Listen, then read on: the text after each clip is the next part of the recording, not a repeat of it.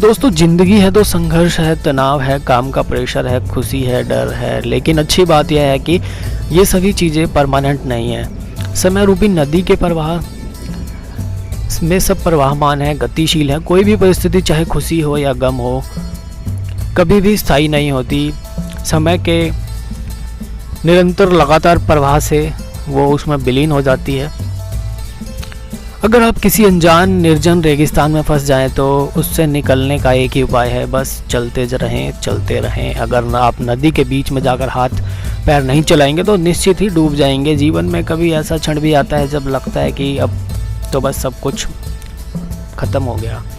ऐसी परिस्थिति में अपने आत्मविश्वास और साहस के साथ सिर्फ डटे रहें, क्योंकि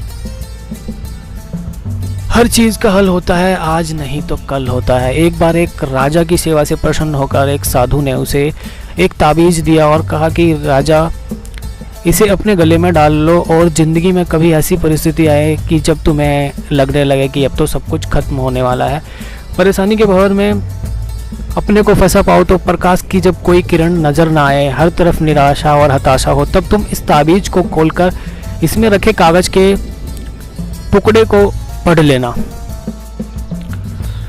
राजा ने वह ताबीज अपने गले में पहन लिया। एक बार राजा अपने सैनिकों के साथ शिकार करने जंगल में गया।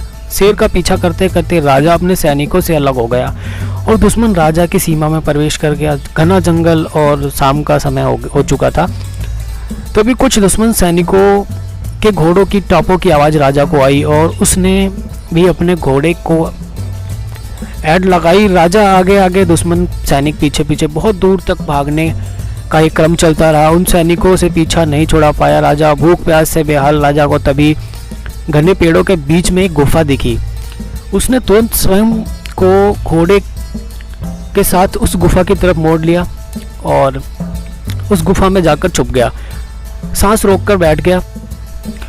उस गुफा की आड़ में छिप गया और सांस रोककर बैठ गया। दुश्मन के घोड़ों के पैरों की आवाज़ धीरे धीरे आने लगी। दुश्मन से घिरे हुए राजा को अपना अंत नजर आने लगा। उसे लगा कि अब सब कुछ ही क्षणों में ख़त्म हो जाएगा, उसे पकड़ लिया जाएगा और उसे सैनिक मार देंगे। वो ज़िंदगी से निराश हो गया था और उसका हाथ अपनी उस ताबीज़ पर गया जो उसे साधु ने दिया था। साधु की बात उसे तुरंत याद आ गई। उसने तुरंत ताबीज़ को खोलकर कागज़ को बाहर निकाला और पढ़ा।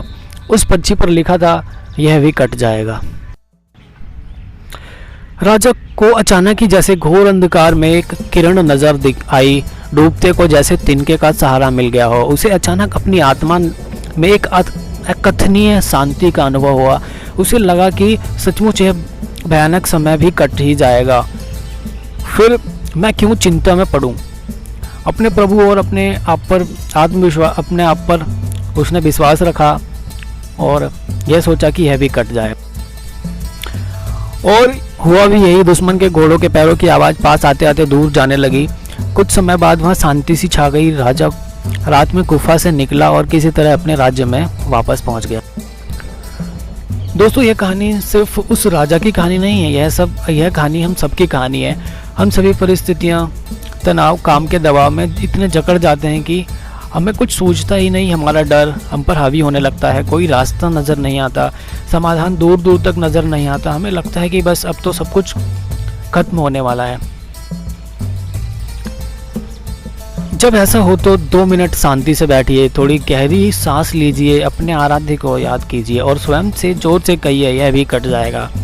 आप देखिएगा, एकदम से जादू सा महसूस होगा और आप उस परिस्थिति से उबरने की शक्ति अपने अंदर महसूस करेंगे। यह आजमाया हुआ बहुत ही कारगर तरीका है। तो दोस्तों, कैसी लगी ये आज की स्टोरी?